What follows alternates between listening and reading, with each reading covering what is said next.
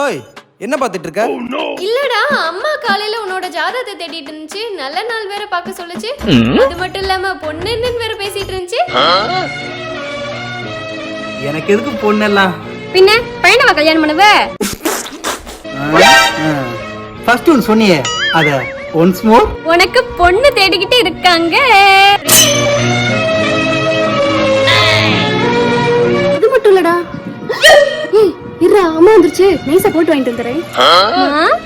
அண்ணனுக்கு பொண்ணு பார்க்க போனியே, என்னாச்சு? ஏய், அவனுக்கே ஆடி பொண்ணு பார்க்க போனா? அப்ப காலையில ஜாதகம் தேடிக்கிட்டு இருந்த. அவன் ஜாதகத்தை கரையா அரிச்சிச்சு. அதை வெளியே தூக்கி போடதான் கேட்டேன்.